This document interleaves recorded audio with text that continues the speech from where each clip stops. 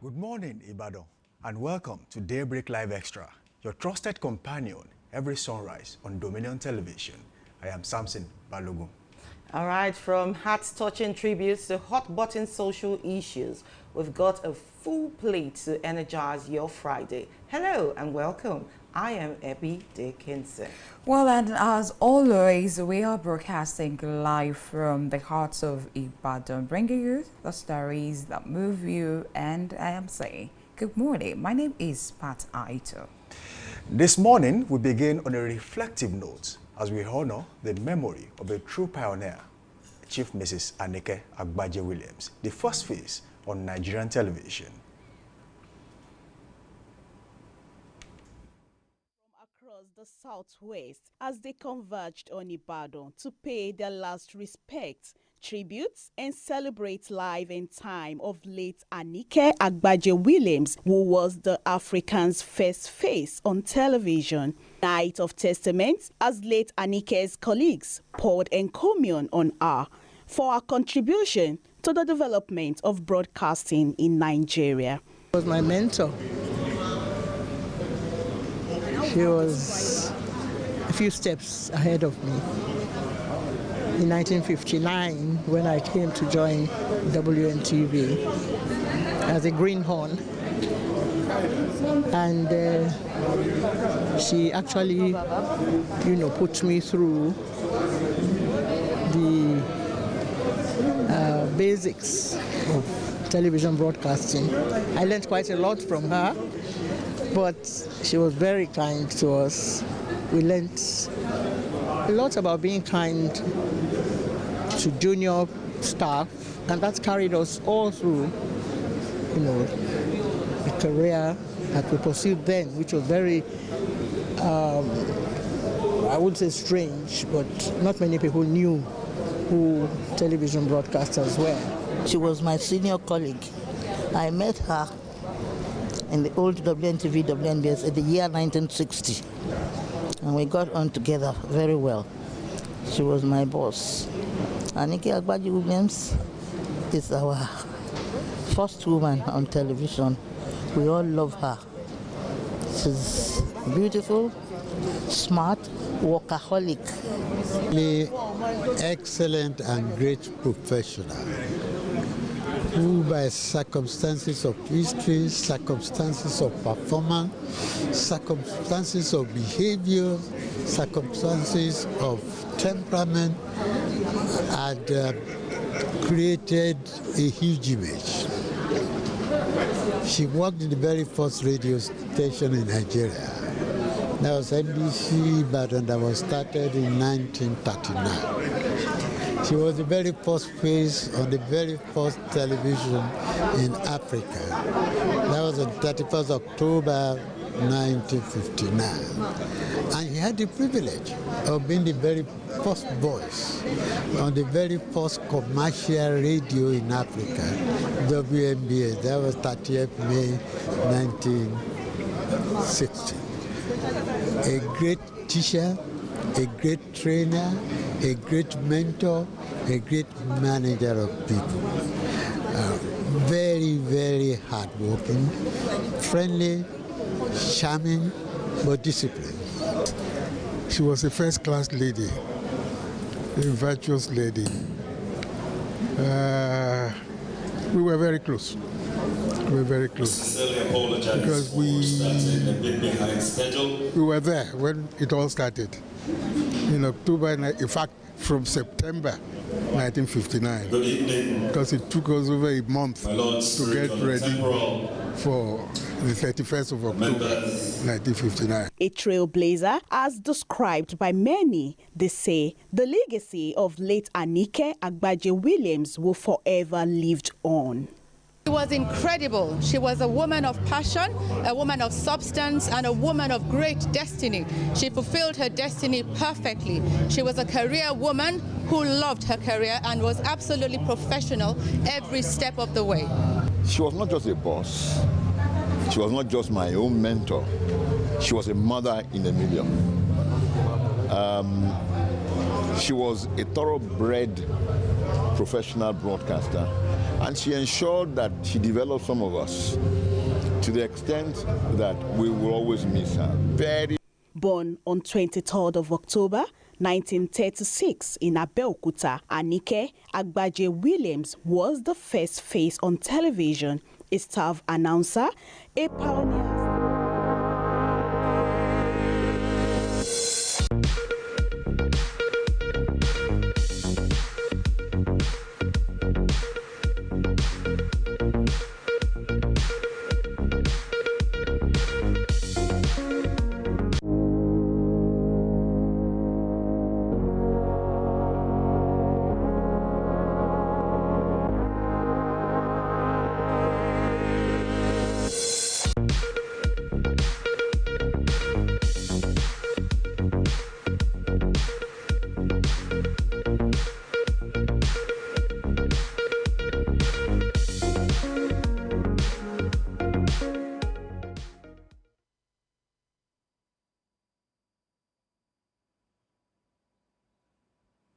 She was indeed a trailblazer in the broadcast industry. Yeah. I mean, the record speaks for her. And I mean, after she's gone, being the first voice on WMBS and the first commercial radio, that says a lot about the one we're talking about. First voice and first face. First face. Wow, that's 2 in 1. It's a big one for Chief Mrs. Anike Agbaje Williams. I mean, you know, her story is very interesting. How she, you know, after secondary school, and she went to Nigerian Broadcasting Corporation, you know, as a junior technical staff. Yeah, 1955. And then, you know, somebody was absent, you know, and she just had to fill in. Boom. And that's she impressed. And exactly, her voice was wonderful, and she had a promotion, and that's how it started. You know, wow, sometimes in life. You know, you take your seize the opportunity. I'm telling you. Well, there are lessons I learned from her, and that one is pioneering spirit. And means she dominated as an entered a male-dominated field in 1950 and becoming a symbol of courage and determination. And of course, another one I learned from her was professionalism and grace. Do you understand? And the third one I would say is commitment to excellence. And that's where she got the mantra of the show must go on. It must go on. You know, also, if you want to take that into consideration, you also notice the fact that she started from, you know, from cradle and then grew and rose, you know. Yes, she rose through the ranks. Through the ranks. Director of programs and producer and the rest of it. Before she retired in 1986. So that tells you that our resilience, our doggedness actually, you know, adaptability. Showed while she was, she was there for over 30 years. Over 30 years. Yeah. And even after then, up until now, her name still, still rings bells. And the last part of it is empowering the women. Do we say you can see through the clip that so many people were actually saying a lot of things about her, being their role models, being the one that taught them the art of broadcasting. And that in itself is something really wonderful. It is one thing for you to be an achiever in your industry, be a trailblazer. It's another thing to pass the baton to someone else and say, look, I might not be here for a long time, but then you can actually take over and then also be a trailblazer, because all the people talking about her, all the aged women there, they are actually household names in the broadcast industry. You know, people like Julie Coker and the rest of it. We grew if Julie Coker says someone is a trailblazer, I mean, these are names we grew up hearing until today. Well, we thank God. Well, in all, the lesson here is be a role model and open doors for others, especially underrepresented groups. Yeah, and it is also of importance to know that she will be laid to rest today. Which is one thing that is going to be a remarkable occasion. You know, our reporters will also be there. Let me say Dominion Television will be there to, you know, report that live. So if you want to get, you know, first-hand information about our burial today, yeah, keep it locked on this dial. You get to see clips and then see what happens there.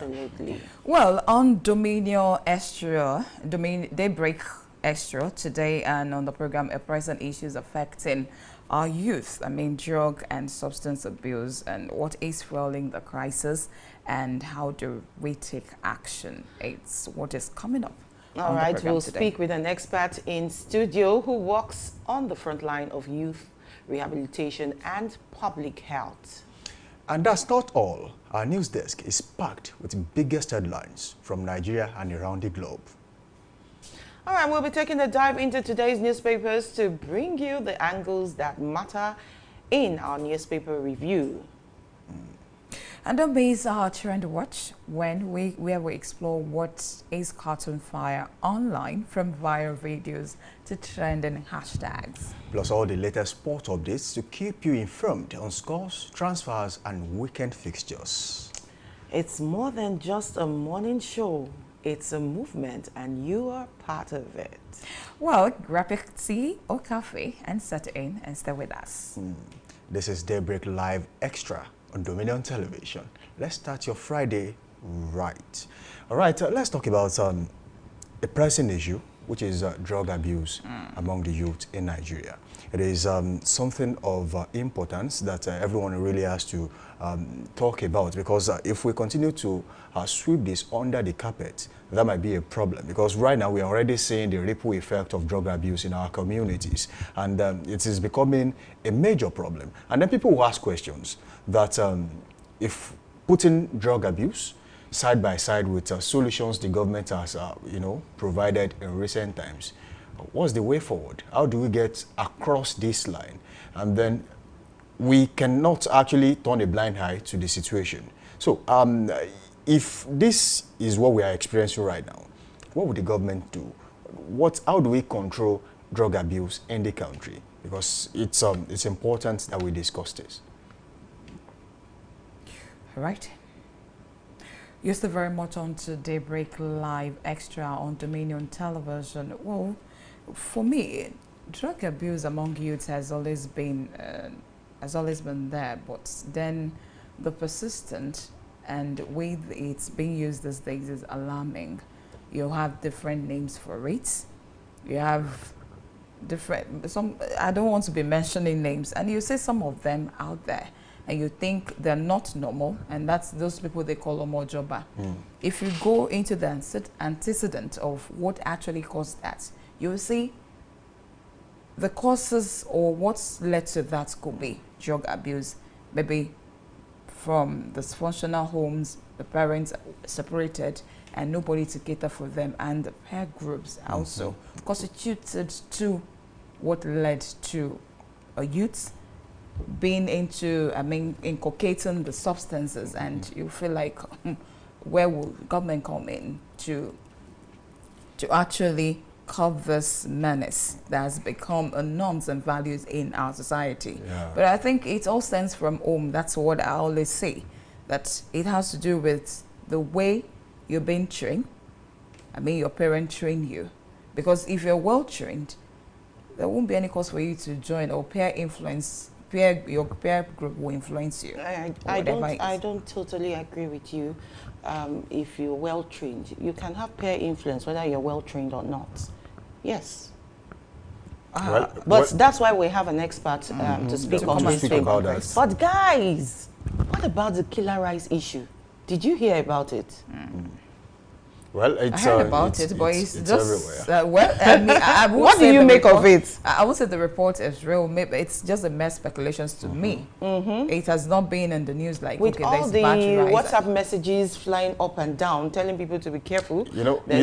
Sometimes people are just there to fan the flame.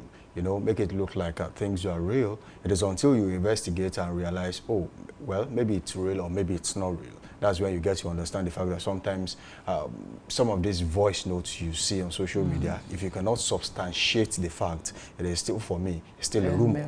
And then is there anyone that has come out to say, look, I'm an authority in Ogun State, and this is exactly the situation report in Ogun State as we speak? Is there anyone who is actually, a victim of this particular incident that has actually come out showing his or her face and saying, look, this is what I have experienced and this is the cause? So if we cannot pin that down to, exactly what the situation is in Ogun State as we speak, means that to an extent, this is not the first time we are seeing viral voice notes. We are getting to see viral voice notes like that. And they tell you fish, it's not the real one, it's the fake one. It's the fake one. And then you begin to, in fact, it will get to a stage where when they say, please, if you see boys written on your, text, so just know that the S in front is not S, so it's S. So, this critical analysis of current situation will actually help us to understand what exactly is going on. Before you actually forward a voice note, a text someone sends to you, do your due diligence, confirm from other sources to know if this is actually real. Because the one I listened to, I think you listened to that, it was funny. Yesterday, the one we listened to, the person came with a prayer, and from there, there's something happening. And I was just like, this is just a rumor. It's just a mere speculations to me. Okay, because, they seized this woman's rice and then went to conjure. Actually, the claim is they seized the rice. Exactly. And then the woman went back to her country. I think she's from Ghana. Employed an herbalist that whoever bought or ate the rice will actually be affected in one way or the other, which I don't want to talk about. Do things happen like that? Well, can things really happen that way? Well, it depends. It's until one experiences anything of such nature, that's when you know that anyway, if it does happen. The Nigerian then the other claim now says the Nigerian custom didn't even seize the rice because workers who actually, cornered the rice and then claimed workers? it was workers how? She sent some people to actually truck drivers and the likes. So in one way or the other, they cornered the rice, maybe sold it and then told her the customer actually seized it. So it's more or less like a story that has not been really confirmed. But all in all, we just have to, have faith in the customs service. I hope that while saying this, and then also listening to viral voice news, they will come out to say, look, whatever it is you're talking about. They have actually said, the Nigerian Customs Service in Lagos and Ogun debunked the claim, saying there was no deadly rice in circulation. Right. They actually, said that. So continue eating your rice. Continue eating your rice in peace. That takes us away from this segment of the show. Takes us away from the segment of the show this morning. We now head straight to our news desk as Sarah Wane is waiting to bring us the latest headlines.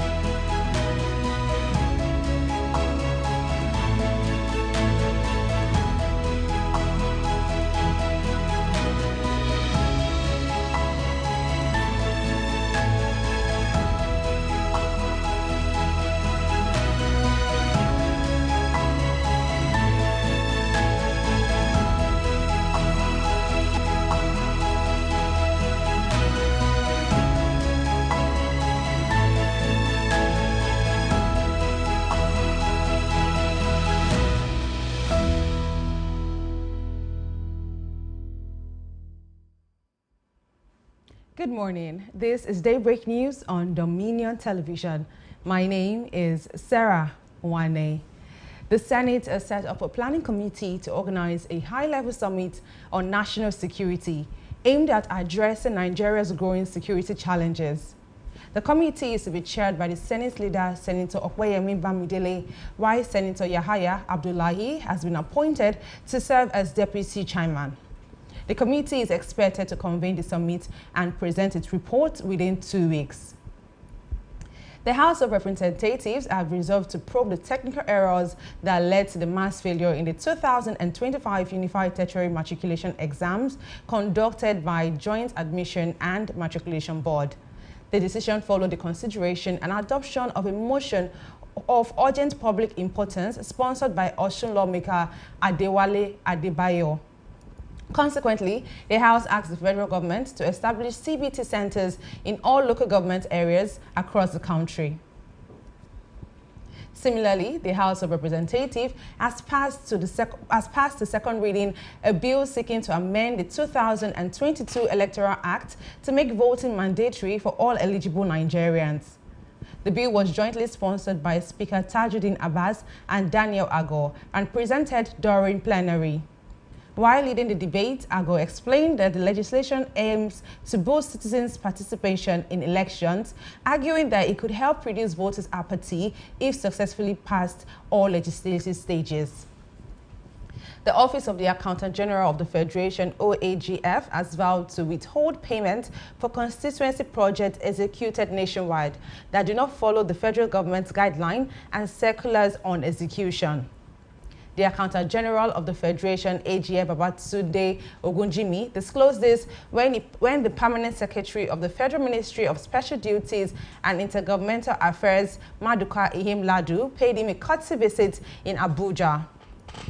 Ogunjimi reaffirmed the support of the Office of the Accountant General of the Federation, OAGF, for the campaign by the Federal Ministry of Special Duties and Intergovernmental Affairs to enforce compliance with government guidelines and circular on execution payments for constituency projects.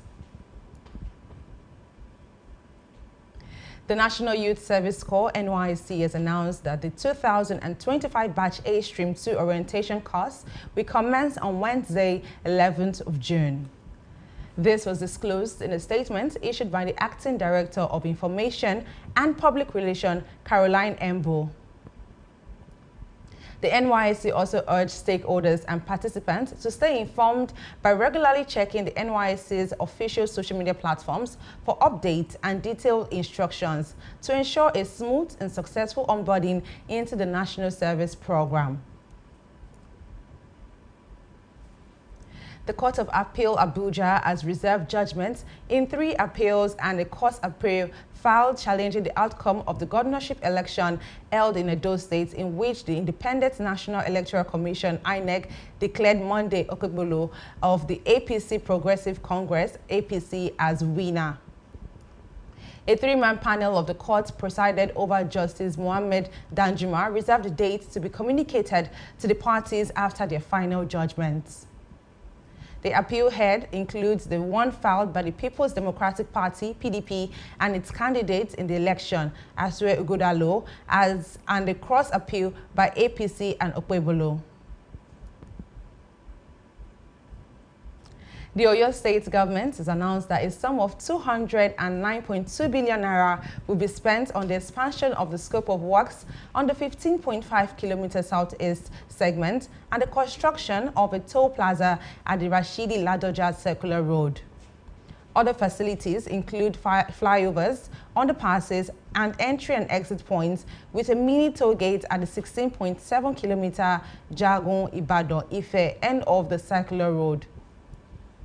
This announcement was revealed during the State Executive Council held at the Governor's Office, Secretariat, Agodi, Ibadan.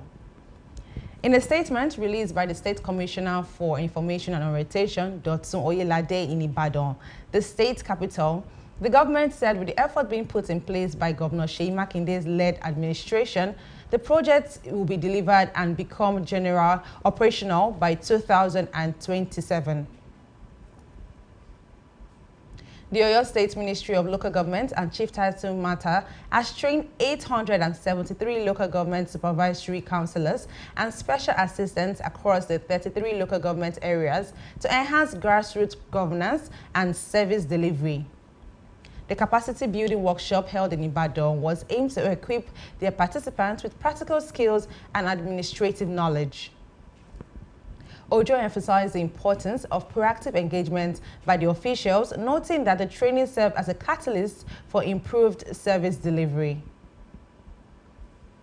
The Chief Judge of Ogun State, Justice Moshomola Dikpeolu, has freed 67 inmates of the Shagamu, New Abeokuta, and Ibara correctional centers. The inmates were set free as part of efforts to decongest the state custodian centers. It was reported that 35 of the inmates were released from the Shagamu Correctional Center, while 20 inmates from the New Abeokuta Correctional Center and Oba, and 12 inmates from the Ibara Correctional Center. And in business, Nigeria's inflation dropped to 23.7% in April from 24.2% in March 2025. The National Bureau of Statistics, NBS, disclosed this in its April Consumer Price Index and inflation data. The figures showed that Nigeria's inflation cooled off by 1.8% on a month-on-month basis. Similarly, the food inflation rate in April stood at 21.2%. You can visit our website on www.org.ng to watch us live and interact with us. You can also follow us across our social media platforms on Facebook, Instagram, TikTok, YouTube, and LinkedIn at Dominion Broadcast, and on X at Dominion Cast. And that ends Daybreak News. My name is Sarah Wane. Good morning.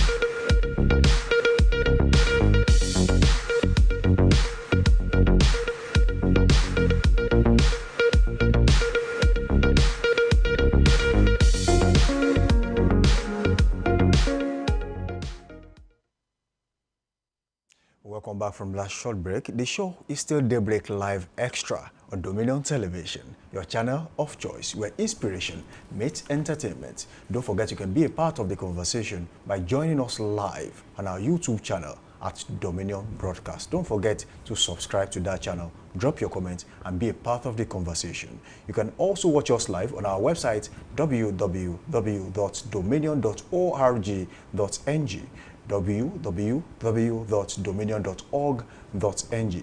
Don't forget to link up with us on all other social media platforms, Instagram, Facebook, and TikTok at Dominion Broadcast, and on X at Dominion Cast. We now take the major stories on the dailies this morning, and we have here some major newspapers in Nigeria, and we'll start with this day newspaper this morning. And the first headline says inflation declines to 23.71% amid lower food energy prices. You will find that story on this day newspaper.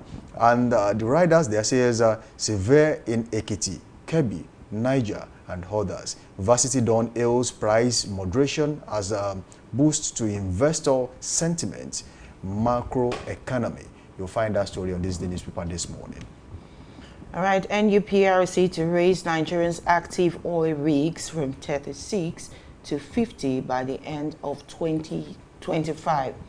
With riders Bloomberg report at $5.34 billion, Nigerian tops Shell's 2024 global oil tax payments. Seplat predicts HI revenue to dwarf full year 2024 $1.1 billion. Well, away from this day, let's go to Nigerian Tribune.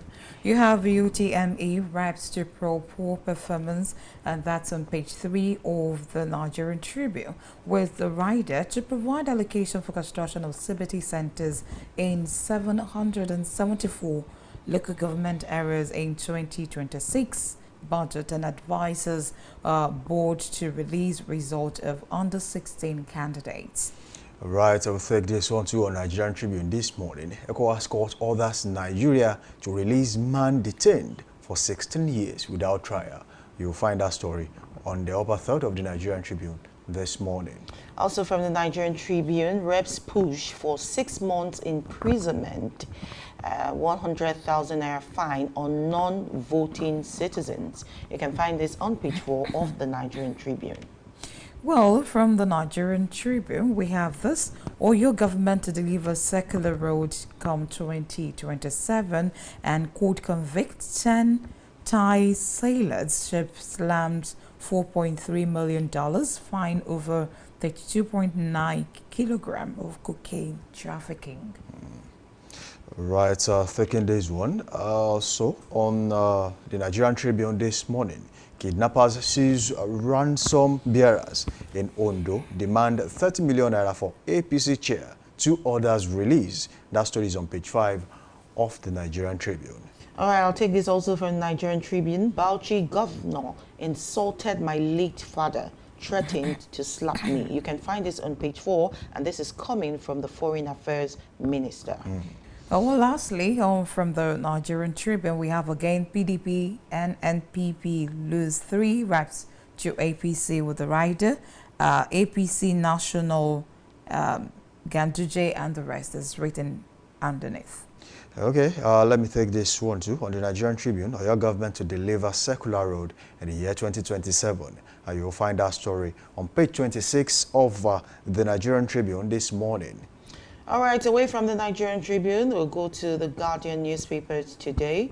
2027, APC, PDP, Labour Party members in coalition to stop Tinubu and Atiku. Atiku reveals. You can find this on news page 3 of the Guardian newspaper. Okay, also still taking stories on the pages of the newspaper this morning. Let's go straight to the Vanguard, as this story says, way out of banditry, insurgency by ex-generals, security experts. We need in a million-man strong military force to tackle the menace. I take that again. We need a million-man strong military force to tackle this menace. Brigadier General Bello is credited with that, retired. International diplomacy not working in Nigeria's favor. That's coming from Major Efuziem. That story is on the Vanguard newspaper. And the last rider there says, address soldiers' fatigue. Major Olorunbe. That story is on the Vanguard newspaper this morning. All right, from the Vanguard, we have UTME glitters. Obi, Ezekwesili, others worry over the impact on students, parents. I think the issue of JAMB is still on the papers. Ongoing. Well, aside from the fact that some of the students will have to retake these exams, aside from the fact that they still have, you know, a window into maybe getting admission into the institution this year, also we have to consider the fact that some of them are really having hard times at this point. They have been demoralized. And then what sort of motivation will they get going into the next phase of the exams? I think today's 16th, and I think that will be starting from today downward. So will there be any form of motivation whatsoever? Some of them lost their friends, and some of them felt, oh, that might just be the end. Maybe I'll have to wait till next year. So the problem now is, how will JAMB be able to restore their faith, you know, in the minds of the people? Will they be able to do it? Will people begin to believe in JAMB again from next year? Because right now, I think some people have already lost faith in JAMB as a body. Away from that, still from the Vanguard newspaper, we have this 2027 APC PDP Labour Party involved in anti-Tinubu coalition. That's Atiku talking there. Well, he's still trying to say, look, we are going to at least make sure we come together to make sure you are not president in the year 2027. Well, the question here is, why won't Atiku step down? Well, you know, sometimes you feel you still have what it takes. You've got what it takes to actually run for president, run for any office, and then regardless of what anyone says, you believe in yourself. That's, for me, that's what Atiku thinks. And that's not a problem. And if you have such belief and you have this never say die attitude, I'm not giving up whatever it takes, I'm going to do it. I think, well, he's entitled to that. He has the right to aspire for any office in Nigeria. That being said, also, you have to also consider the fact that in a country like Nigeria, if care is not taken and you are not fighting for what is yours, you know, many a times you will realize the fact that you will be pushed aside. All right, we'll leave that for him to decide. Maybe he will still run, or maybe he wants to be godfather. Fred.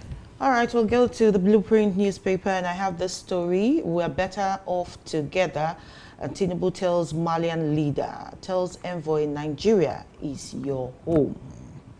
Okay, I also still taking story on the pages of the newspaper this morning. Defections. We don't want Nigeria becoming a one-party state. That's coming from the APC, and you'll find that story on page 8 of the Vanguard newspaper this morning. All right, I think we'll move away from Blueprint, Vanguard to the Punch, where we have economic strain. Inflation surges above 30% in Abuja, 10 states, and with the riders, we'll have we have food inflation eats 51.8% in Benue amid persistent insecurity, and OPS laments rising prices. That's coming from the Punch. That's the price you pay for insecurity. But there was a report that the inflation has reduced. Well, that's the issue with taking stories from the surface.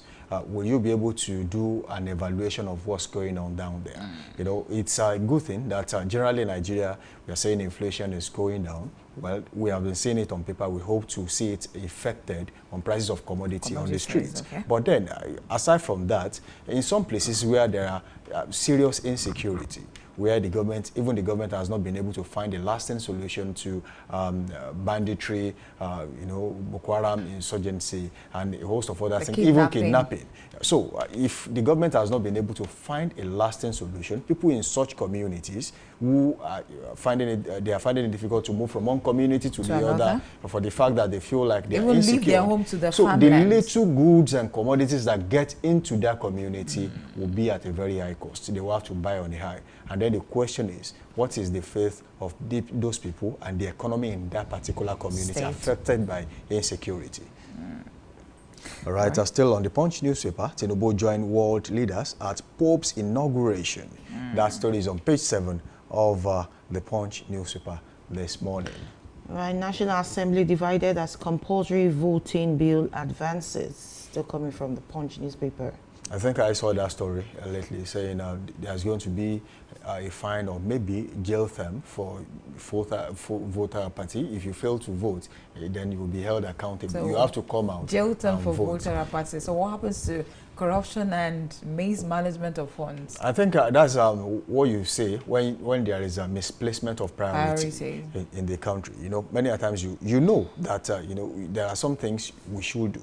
You have seen a politician whose case is still in court and has been going to court from home for maybe siphoning public fund. That being said, you realize that someone who actually stole a petty amount of, a small amount of money, maybe 200,000, 300,000, or maybe £1 million naira, has been rotting in jail for God knows how long. And some of them, their cases have not even been, you know, finalized. So it tells you that if we fail to actually prioritize what is meant to be our priority, let me put it that way, then it will become a problem. Punish people for capital offenses, and then it will serve as deterrent for people who are planning to commit smaller offenses. I think that way we'll sanitize the Nigerian justice system. All right, so still from the Punch, we have the service chiefs to military bases after terror attacks. So if the bandits could attack military bases, so how much more we common Nigerians? Common Nigerians. So it's a major problem. I think there was also a story of something similar I think in Mali recently. I think that was yesterday. Soldiers being attacked in their base. It's a problem in Africa right now. Insecurity is becoming what the Yorubas will call anko. You know, when people actually wear the same kind of clothes, or maybe wear the same shoe, then they will say anko. So the African countries are actually sharing the same burden right now, which is insecurity. And that is, for me, the backbone for a sustainable economy. If there's security and people are sure that their lives and properties are safe, even investors will find it easy to come into your country and invest. Okay, we have APC Films as Atiku names parties in anti-Tinubu coalition. That's on page 7 of the Punch.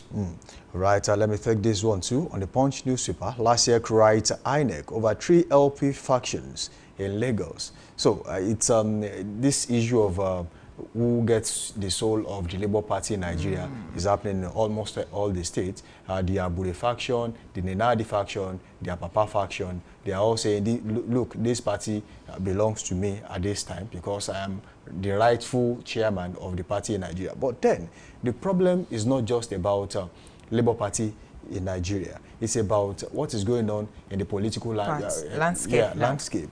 And if this is happening in Lagos, it means that at a point, if INEC gets tired of the fact that they cannot come together and put their house in order, that particular political party might just be stricken out of the ballot paper and say, look, you are not going to be part of this election. You think that will happen? It can. It has happened before. So if a political party if the problem persists in that particular part of the country, then they might not be, because you cannot provide 3 candidates from one political party. It means you are not participating in the election. And, well, if in the long run, INEC will have to recognize just one. And that comes to resolution between all the political parties. That's if the party comes together to like, whoa, this is our candidate. Okay. Do we still have more? Okay. 5 arrested over 2-week-old baby's sale. That story is on page 4 of the Punch newspaper this morning. Right. Do we still have more stories? Well, that takes us to the sporting story. Okay, I think I saw one from the Punch. We have parent fear WAEC, UTME overlap as results begin, as the receipts rather begin today. Well, we said that earlier. Even universities, VCs are also concerned because as of now, they should be, drawing from the pool of students who actually passed JAMB to know who's going to get admission for the next academic session. Well, I'm actually looking at it that won't it be the time for UTME, I mean JAMB rather, to have different time for different session now to write exams? If let's say universities will want to take and admit students in April, can't they have the exam done in March you understand, to complement the admission that the candidates will get in April? Then let's have another one come August or July. Maybe intermittently we have 4 months. Yeah, well, I think it's not a bad idea, but they also have their considerations too.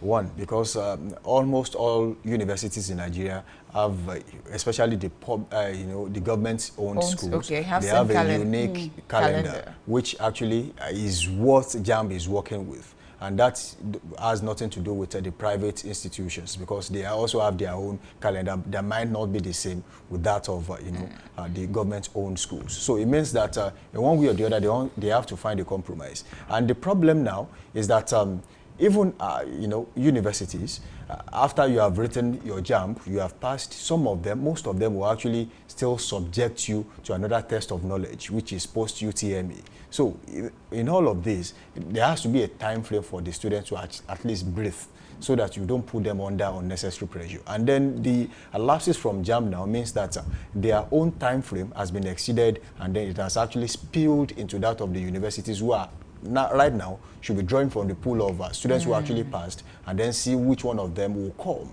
for the post-UTME and eventually gain admission into the school. But all in all, I hope that they can actually sit. There's a story that says even VCs, JAMB, and some other bodies are looking to sit down and see where they go from here. So they can actually design a different time frame that will actually suit both parties. At least this is an anomaly that we don't expect to happen again. So it should be a one-off thing. And then from there, they can find a way forward. All right.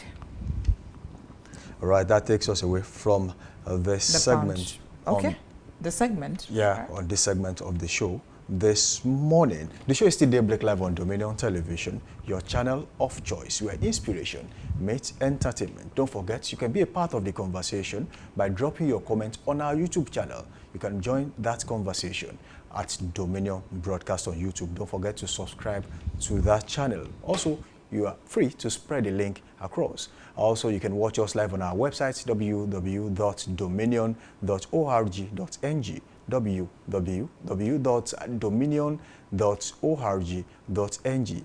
And do well to link up with us on all other social media platforms, Instagram, Facebook, TikTok, even LinkedIn at Dominion Broadcast, and on X, formerly Twitter, at DominionCast. Let's go on a short break, and when we return, Daybreak Live Extra continues on Dominion Television. We'll be back after this time out.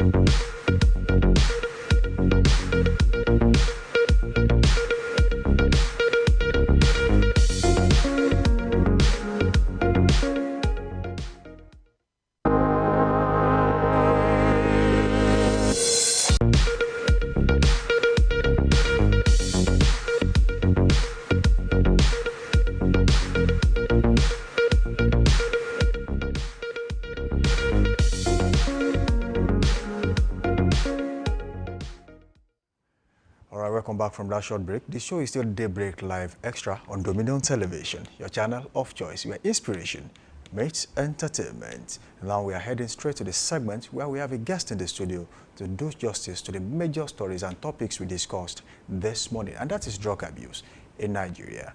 We have in the studio with us this morning Mrs. Motiat Okuwobi, the Principal Staff Officer, NDLEA, and of course, she's at the DDR, Drug Demand Reduction Department of the NDLEA. Good morning to you, Mrs. Motiat. Good morning. Good morning, ma'am. Good to have you in the studio with us. It's my pleasure. Thank you for having me. Yes, ma'am. Drug abuse is becoming a menace in our communities.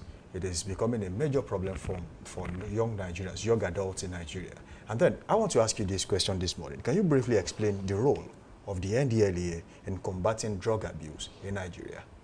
Thank you. All right, sorry, not to cut something, but just before we go into the role of the NDLEA, let us understand what drug abuse actually means, because a lot of people might not see anything wrong. I know there are different ways we can talk about drug abuse, so let's know what's the meaning of drug abuse in Nigeria. Thank you very much. Drug is anything that is capable of changing the way we are behaving, our physical behavior. So whatever we take into our body that is capable of changing the way we function is a drug. If we are hungry, for instance, and we take our food, we drink our good water, it will change the way we were before because we were hungry and now we are fine. So it will show in our body that we are taking good things. So drug abuse now is whatever we take into the body that is capable of giving us a negative effect on our behavioral or the way we function. And drug is said to be abuse if it conforms with these three definitions. Number one, drug is abuse when it is not prescribed by a physician or a medical, a professional. Yes. So if you take whatever we do self-medication, we are abusing drug because it is not prescribed. Number two, it's when it is prohibited. There are some set of drugs. We have the likes of marijuana, the cocaine, and the likes like that, LSD. That when it is prohibited, when we are taking it, that means that kind of substance or drug is being abused. And the third definition of abuse of drug, it is when the socially acceptable drugs are taken in excess. What are these socially acceptable drugs? We have the alcohol, we have a cigarette, cola nuts, things like that. Alcohol is part of drug? It is socially acceptable drug. Socially acceptable yes, the drug. society did not frown at its usage, but when we take it in excess, then we are abusing it, and so drug is said to be abused with those three definitions that I just gave. So drug abuse and misuse is sometimes misuse of drug now is probably when we are taking drug, even and that misuse still come under the first definition, which is the prescription by a physician or a pharmacist or a medical personnel. When we misuse the drug, probably we are given a dosage, we are exceeding, we are under dosage, under using in essence, all those things. So drug abuse is something that whatever we take without the way it's supposed to be, or it is legal, it is bad, it is prohibited, and we are taking it, we are abusing drug. All right, like what Samson said before, AB interjected. It said drug abuse among youth in Nigeria has become a growing public concern. And now, what has been the cause of drug abuse among the youth in Nigeria? Thank you. The number one cause of drug abuse is the trafficker. That is the get-rich-quick syndrome. When it is not really available, you may, even when the body is demanding for it, you will not take it. But because of the money that these people that don't care at the detriment of the user, whether they are health or whatever, they don't care what happens. They get it at all costs. Take, for instance, we go to a joint and dislodge a joint now. Some set of people will spring up because they are happy that, thank God, that this one has moved away from us. For us to do business. So, the get-quick-rich syndrome is one of the reasons why this drug is not, reducing.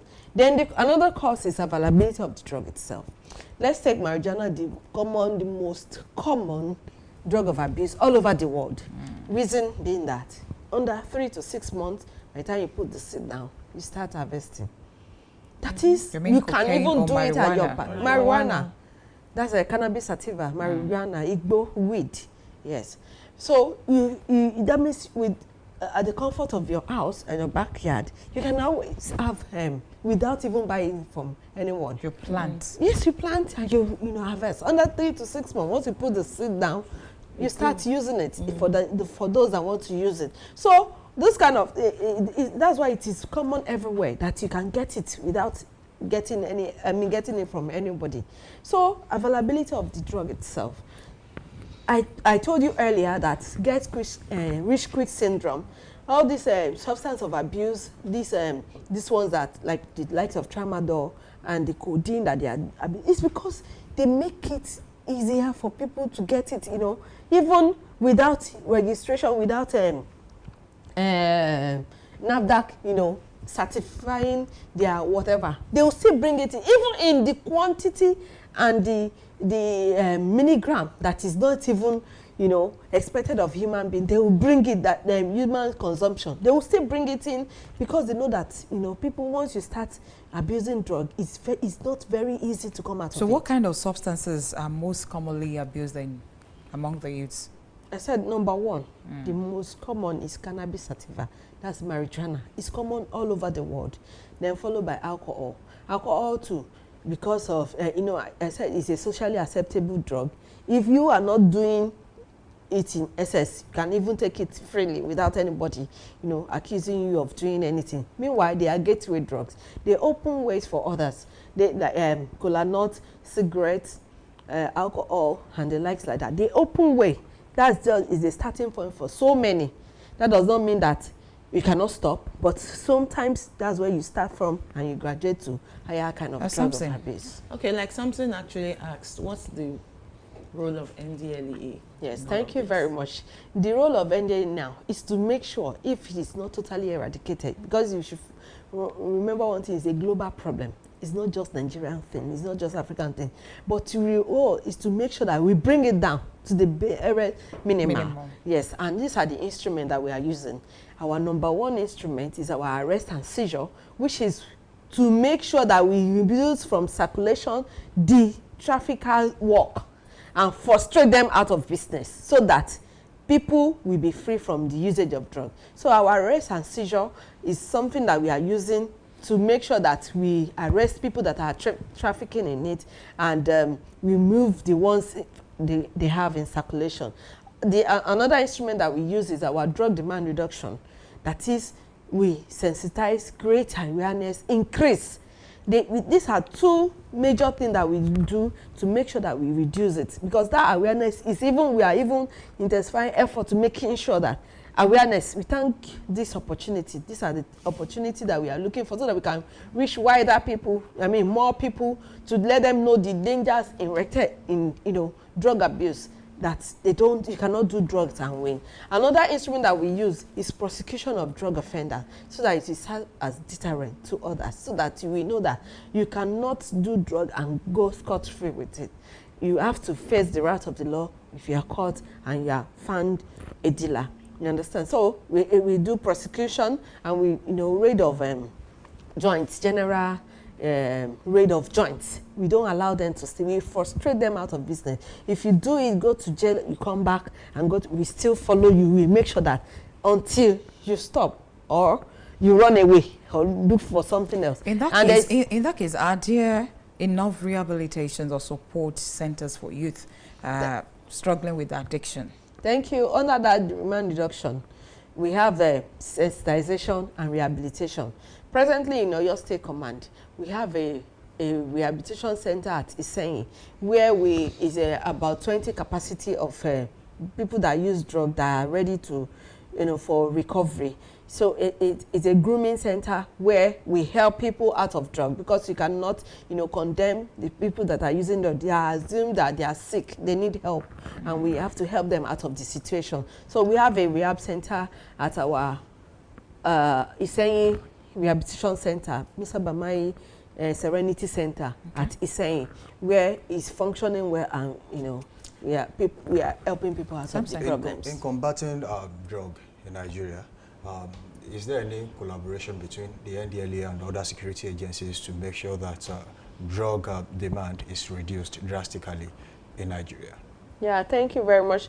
Of course, we work together. We cannot, it's not even possible for anybody to do this, you know, finish the work. So we collaborate very well with the other sister agency, the customs, NSCDC, the police. When we have arrests that involve them, we transfer. And when they have anyone of like a drug or related or something, they transfer to us. So we work together to make sure that, you know, Nigeria is a safer place. All right, so I'm just curious, are there any physical signs of drug addiction? I mean, if somebody is addicted to drug, so to say, you know, like the marijuana and the rest of it, cocaine, are there signs that I could notice? I know something is wrong here. Yeah, thank you very much. There are signs of drug abuse. The drug itself is a sign when you see it. That is why everybody have to have that information. You have to be abreast. What are those things that constitute drug of abuse? How does cannabis look like? It's not as if you want to take it. You must know how it is, so that when you see it, the person or the child or your ward will not say that it's time that I have time or curry that I want to add to some. So you have to know the drug itself, different kind of drug. You have to have information about that. Then from their appearance, sometimes when they start, before they start, maybe they are doing well, very well, you know, cleaning up, and you get to a state that their hygiene, you know, degenerates and they don't really take care of themselves. They look kept sometimes. They are dilated pupil.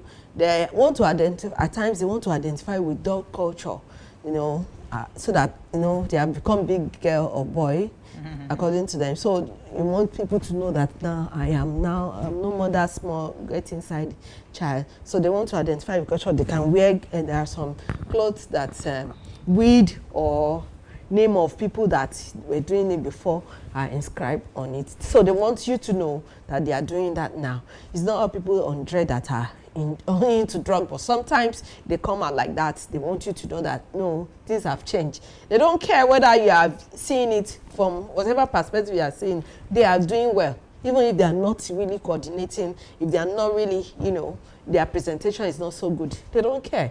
They are the best at that time. So you will be seeing that. Then probably their performance at work or school, they may not be doing very well. Impaired judgment at times. And, you know, the signs are so, you know, so how quickly does it take for one to be addicted? Or how easily, so to say? Sometimes it's just the first time. There are stages of drug abuse. We have the experimental stage. Some are lucky. The first time they find it that this is not good, they stop. So many times they graduate to the occasional user. You know, probably the first time the experience was not too good, and then they are encouraged by their by their friends. They continue. Okay, I will not be doing it all the time. I'll be doing it once in a while. Before you know it, they graduate to the okay, we have the experimental stage, the occasional user, and they graduate to dependency, because they cannot do without that usage of drug, because they are they are accustomed to using it, and the body cannot really function without drug use. So very quickly, in 30 seconds before we leave this segment of the show this morning, I want to ask you this question: is there any group or demographic who are mostly prone, or maybe they are the victims of drug abuse in Nigeria? Yeah, thank you. Before it used to be 15 to age 65, but now we find out that from 9 to that 65. Yes. Sometimes children are pooping from primary school, you find out that they are still doing drugs. So we have to, that is why prevention. This year theme for the International Drug Day is prevention and treatment and recovery for all. That prevention has to be taken, in fact, with more seriousness, because we find out that the younger ones now are not taking it. And the reasons are not far-fetched. Most of, number one reason for that is that family. The family should be up in their upbringing of children now. It should be intentional, more intentional about how we bring up our child, because that's the first in the community before we go out. So, Mrs. Mutia, thank you for joining us. Thank you so much for coming. Thank you so much for your really time. Interesting. It has been an interesting episode with you on this show. Thank we'll do you. that next time when we call you. There's so much time for that. Ask more questions. Thank you so much. There are so many questions to ask you. But then we know that the little you have done has actually enlightened so many people this morning. Thank you for being here.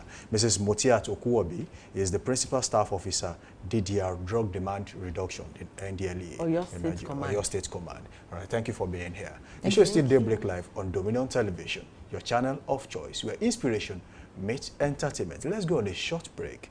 Daybreak Live Extra continues after this time out.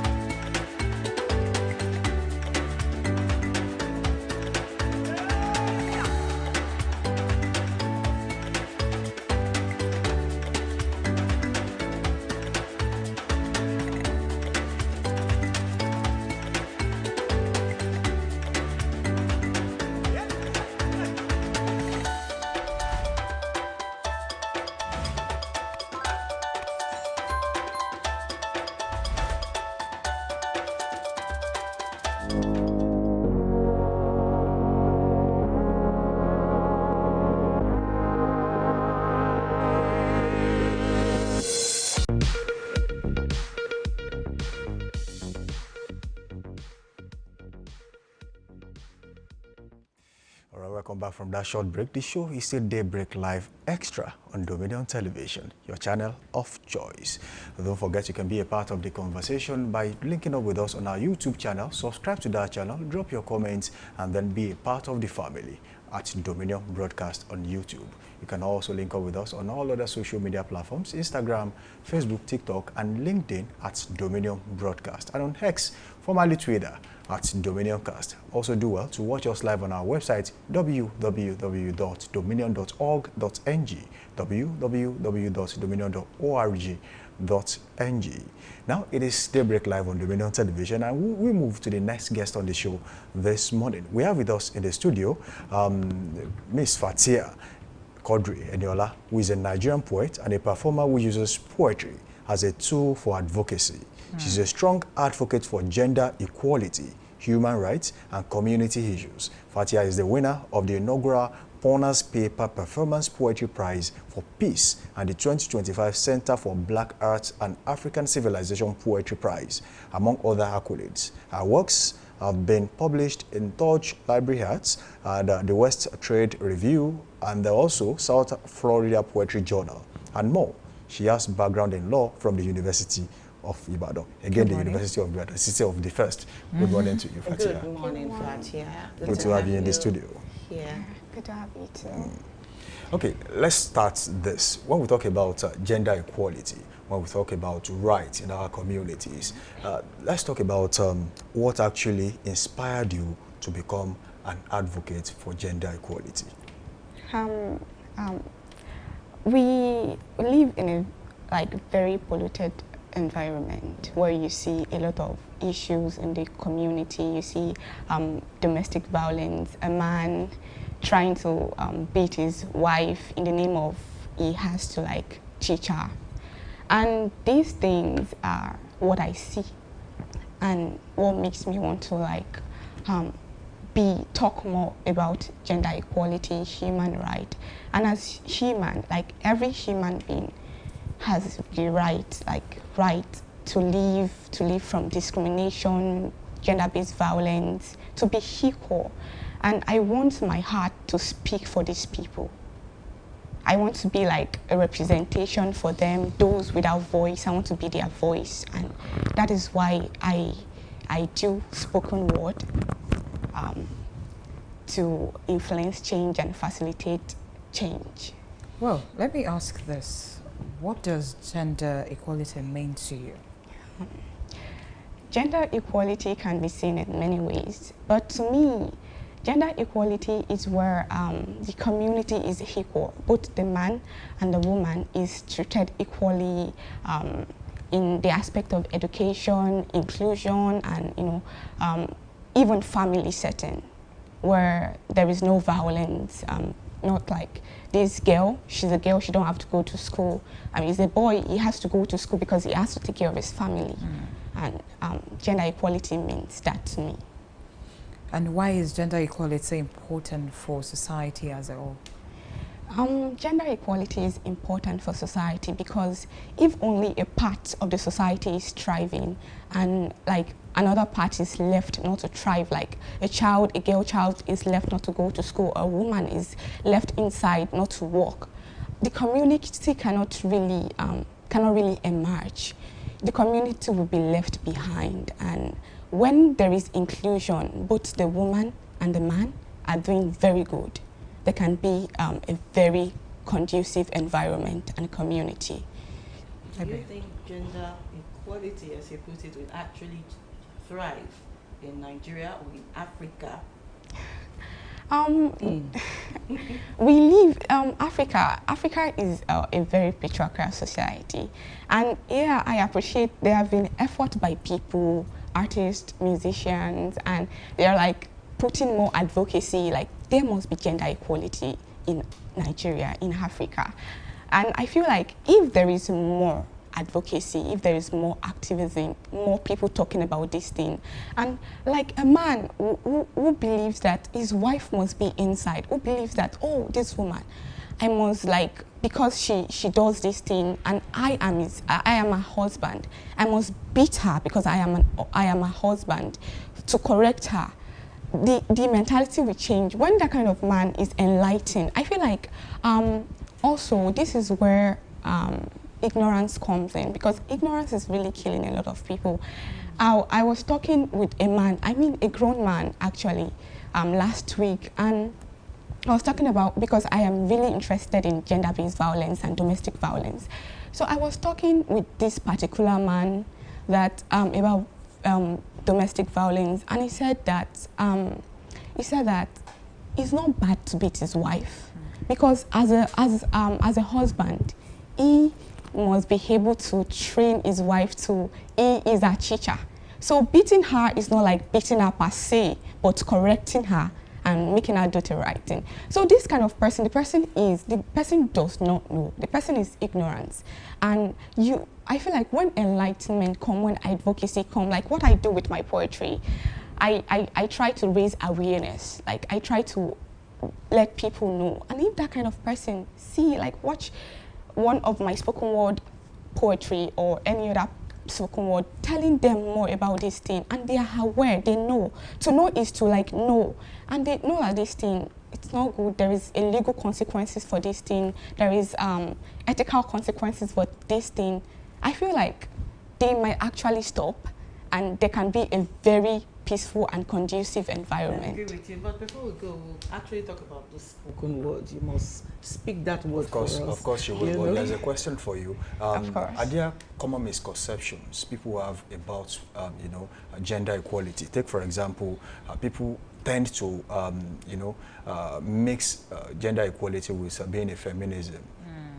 Actually, thank you so much. I've been in that show before because I do a lot of gender equality stuff, and I've seen a lot of people that come to me and said, oh, that feminist girl, I don't want to talk to her. She's so feminist. I don't want to be her friend. I don't want to marry her. So feminism is different from gender equality. Although feminism might be part of gender equality, because when it comes to feminism, is not actually that dark the way people see it. Feminism is just to bring real actual feminism, is to bring equality in the society, is to bring inclusion, to strike a balance between the performance of man and the performance of a woman. So when you advocate for gender equality, you see a lot of people coming to you and saying, feminist, feminist, feminist, but that is not how it is. Okay, have you ever faced any backlash while doing what you do as a spoken word artist and also an activist when it comes to gender equality? Yep, actually, I have, of course. In the aspect of my spoken word, I faced a lot of setbacks and all. There was a time I was in a contest about this, and I actually put on a lot of work for this, and I actually did not get the prize though. And there was a time too that I was trying to speak about gender equality in a setting among people, and I just started crying because I felt so emotional about it, and the show had to stop and Okay, but I hope when you join for us today, you won't cry. But before then, I mean, this is your spoken words and, trying to talk about gender equality or gender-based violence. Do you take it outside, different states or even outside the country? Yes. What's your goal with these spoken words?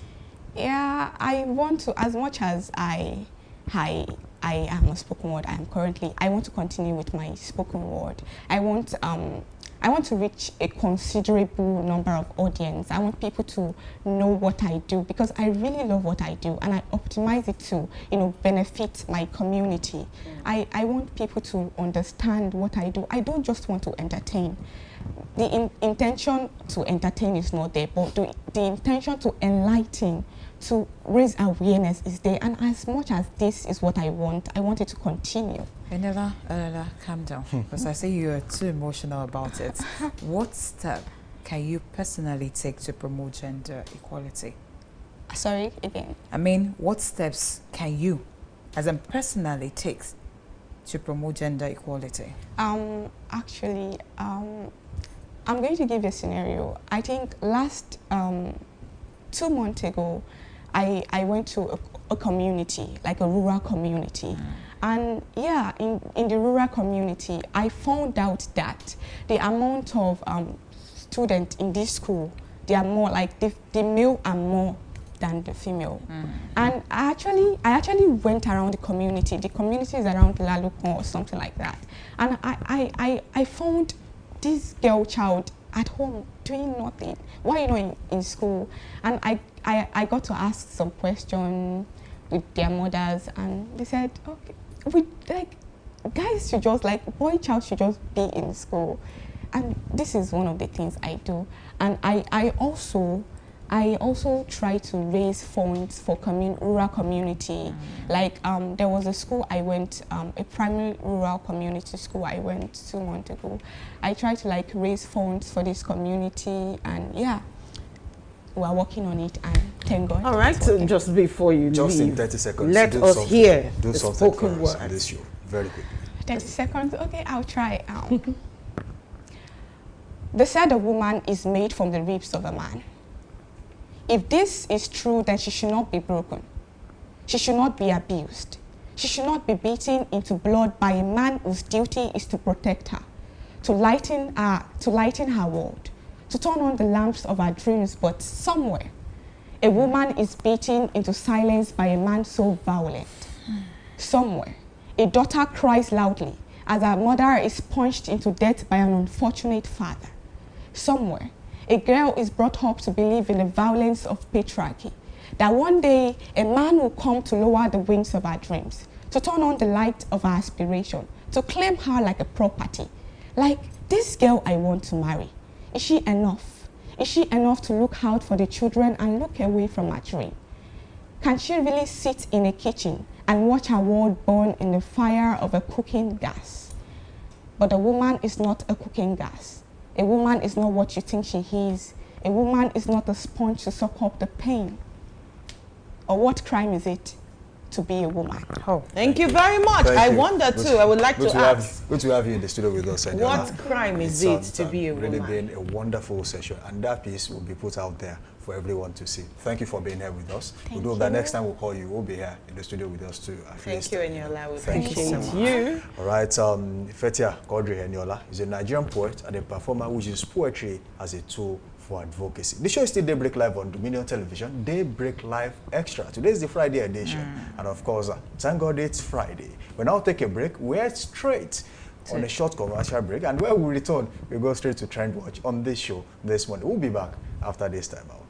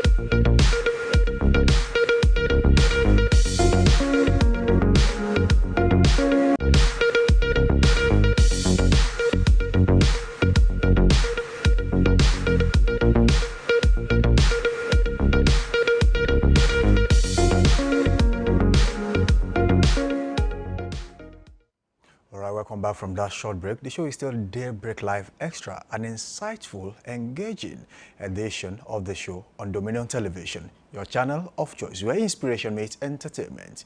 We now move straight to our trend watchers this morning. And of course, we have the combo of Morayolu Aketoba and Osari Nobasaba. You know, the double, the combination. Good morning, Good morning to you, Morayo. How are you doing this morning? I'm fine, I'm fine. You look beautiful. Thank you. And how's Osare doing? She's doing great. Osare, how are you doing this morning? Okay, my dear. All right. Okay, well. Good morning and welcome to Trend Watch. It's Friday, TGIF vibes, and you know what it is. Double for your trouble. I'm not doing this alone this morning. I'm doing it with my wonderful, beautiful Edo Queen. Good morning, Osare. Hello, my trend sister. Oh, my trend sister. Samson has called us trend watchers, so we're doing our work. Anyway, we still watch the trends, but we're trend sisters. Please take note trend for future sisters. purposes. Okay. All right, this morning, as always, we start with, you know, the video that got our attention. And this one, I laughed hilariously this morning. So let's take a look at the video.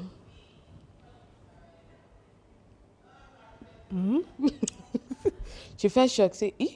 You know how people say, oh, the animal does not bite. It don't. No, it's the dog. Come inside. You won't bite you. It don't bite. This one go and put herself in the middle of cannot catch me trouble there. and calamity. Or some people, some people go to like tourist centers and then they have like tigers or lions and then they'll be like, oh, just feed them milk. Just touch their fur. Brush their hair. They won't do anything. But take a look at this. I wouldn't be there.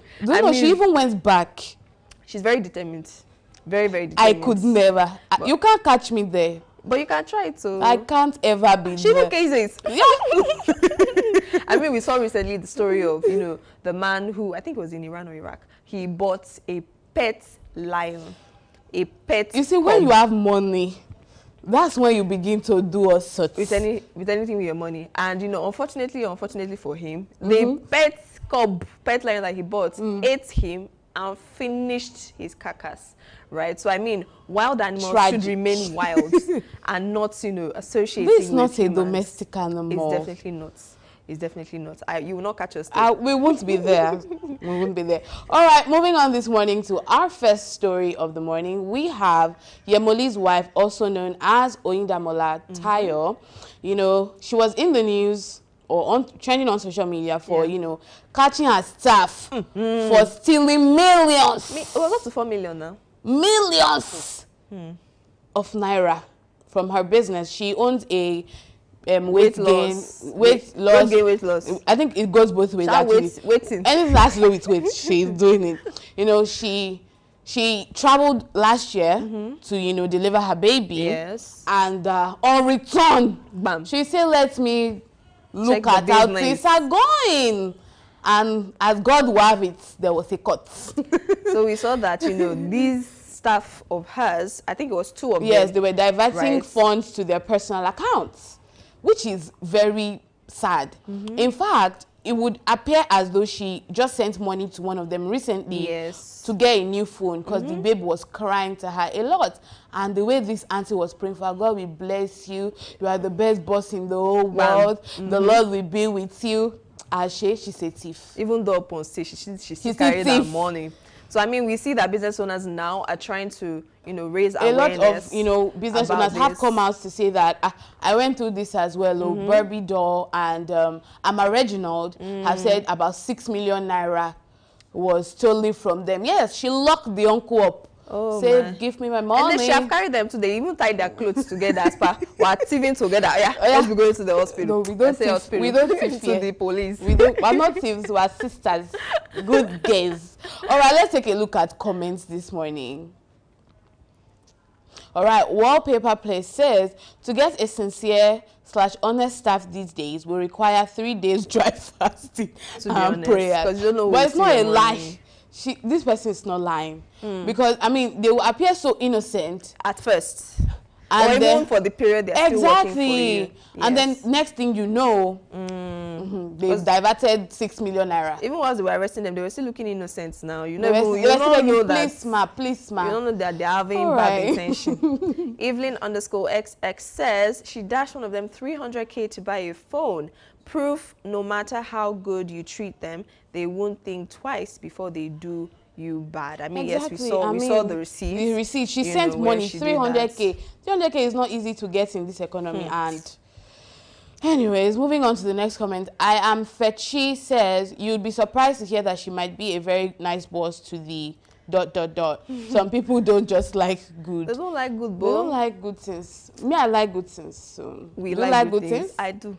I do like. So I mean, when we're patronizing people now, if it's not business accounts, don't send the money. Let your money not be entering somebody's personal pockets. But I mean, moving away from thievery, we see that Chris Brown is in the news, and now we do international news. We go international, but you know he's in the news, you know, currently because he broke bottle on somebody's 8th. And this was even 2 years ago. Yes, 2023, I think February. Yes. So he was on the club, you know, they were turning fun, up. and then he now broke bottle on producer's head. And then he didn't just stop at that, you know, he kept, you know, punching and, you know, harassing this person. And the producer said, what? You did this to me? He said he's not going to take that. He can never. So he charged him, and, you know, he's demanding $16 million, you know, for damage. Yes, now, it's not a small boy. For damages. $16 million for damages. 16? Yeah. So, I mean. 1 and 6 million with a lot of zeros? With a lot of All right, let's take a look at comments. Official Bobby Frederick says the weapon fashion against this guy is his anger issues. Quite frankly, I think so. Because, I mean, he's a good musician and he doesn't need all of this. This is too much drama. It is too much Exactly. drama. Let's take a look at the next comment. Dara says, needs to go for anger management at this point. I mean, most times it's always him with women, but it looks like this one now, it's not just women, but even men, producers, whatnot. All right. We have also Davido in the news saying that if he wasn't doing music, he'll be in journalism. He can join us. We are available for him. We need workers. Trend watch, go. We'll be happy. All right. Let's take a look at, you know, his statements this morning. All right, I've been doing crazy promo for my album. Not easy. I don't have to do promo, but I like it. I like conversing and all. A lot of people don't know that. Aside from business management, I also studied marketing. So I like to talk. If I had a podcast, I'll definitely talk for 3 or 4 days. You like cho-cho-cho. It's part of being an artist to me. I could talk and talk, but some people don't like to talk. When people meet me, I like to have conversation and I like to know things. I like information. If you see me at home, I'm always researching something. I watch the news a lot when I wake up. I would have CNN on the television downstairs. Interesting. It can venture into it. We like that. All right, and that is all we have for you this morning on Trend Watch. Back to Samson, Ebby, and Pat in the studio. Morayo, I saw a particular video you used, you know, on the show, but then we'll talk about that much later. All right, let's go. No, Thank you for being a part of the show today. Thank you so much for having us. All right, good to have you. All right, let's go straight to our sports desk this morning as Toluwani Polabi is waiting.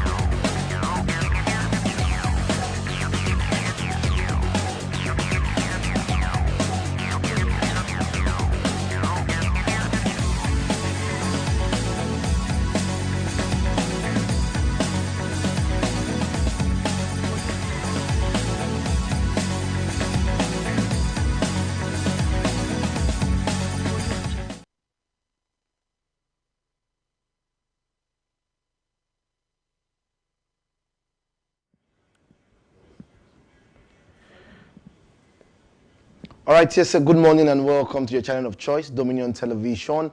I'm Abe Paul Toluwanimi, giving you the best of sport updates this beautiful morning. And quickly, we're moving straight into action where it's the Nigerian Festival of Sport right here on the Go, the Gateway Games, happening right there in Abeokuta, starting today. And the governor, Governor Abiodun, has picked up the torch already and is about to kickstart the game right there in Ogun State. So this is one, we need to look forward to happening right there in Ogun. The sporting family moving away from the Gateway Games happening in Ogun State. Let's look at the big ones happening in the local scene this beautiful morning. In the NWFL match day 4, we have actions right there happening between Edo Queens and the Bayelsa Queens happening in that beautiful competition. Also, we have the big ones also. Rivers Angels are taking on Niger Rattles. They're likely just giving out points in that game, and it's not looking too good for Niger Rattles. You can see them sitting 6th on the log table with just 0 points. Like I said, they're just doing the bonus games for each team's understanding. Right now we are seeing Edo Queen sitting 7th on the log. Also Nasarawa Amazons also sitting 8th on the log. We have Bayelsa Queens also sitting 3rd on the log table. Also Remo Stars also sitting with 7 points, 4th on the log table. Also the River Angels also sitting 5th on the log table with 4 points. Moving away from the match day 4 games, like I said, also the fixtures, 1-0, 2 goals, and also Remo Stars against the big ones, also goalless draw right there in the match day 4 of the NWFL. Moving away from that, let's look at the big games happening right there in Egypt, the under-20 AFCON. Let me let you know that South Africa won to Nigeria 1-0. The Flying Eagles are out of the competition for the final place, but they're going to play the 3rd place game between Egypt, who lost to Morocco 1-0. So it's going to be a big game between South Africa and Morocco right there at the AFCON under-20. But let me let you know that we have a ticket already for the World Cup coming up this year. Also moving away from that, Morocco are the finalists of that competition right there. Like I said, they're going to take on South Africa in the under-20 AFCON happening right here in Egypt. Moving away from that, we have all their games to look forward to. The final is going to be between South Africa and Morocco right there in Cairo on the 18th of May. Is one game we need to look forward to. Remember, the Moroccan side are doing good things right there, even on their main side. Also, South Africa also, it's going to be a big battle between these two teams, South Africa and Morocco. Moving away from that, we'll be heading straight down into the world of basketball. So much is happening right there, and it's tied already between OKC and Denver Nuggets. Game 6, the series is tied already, and this man, Jokic is doing something great. He was going to head straight down to Rome in the final. Moving away from the main division, it's going to be Coco Gauff against Paulini right there in the final of the Italian Open in the world of tennis. Moving away from the world of tennis quickly, we're heading straight down to the Premier League, the young players of the season, and it's going to be a big one where we have Delap right there, also Alanga of Nottingham Forest, Ryan Gravenberch also of Liverpool, we have Cole Palmer, we have Joao Pedro, we have Morgan Rogers, William Saliba. Also, these are the players who have been nominated for the young player of the season. So I'm going to ask you, what is your take on these nominees for the young players of the season? Also moving away from that, we have the players of the season in the Premier League. Morgan Gibbs-White also for Nottingham Forest. Ryan Gravenberch also nominated for the players of the season. Alexander Isak of Newcastle. Brian Mbomo of Brentford United. Declan Rice of Arsenal. We have Mohamed Salah of Liverpool. Virgil van Dijk of Liverpool, the captain of the side, and also Chris Wood, the man in form right there for Nottingham Forest. The sporting family moving away from that is match week 37, and it's going to be a big one. Remember, Aston Villa against Spurs are going to take on a big one on Friday, which is today. Also, the big one is going to be Chelsea against Manchester United. That's all we can take right there in the running fixtures for the Premier League this beautiful morning. Over to you, Samson, Pat, and Abi in the studio. Thank you, Toluwani. Good to have you in the studio to talk sports on Daybreak Live Extra this morning.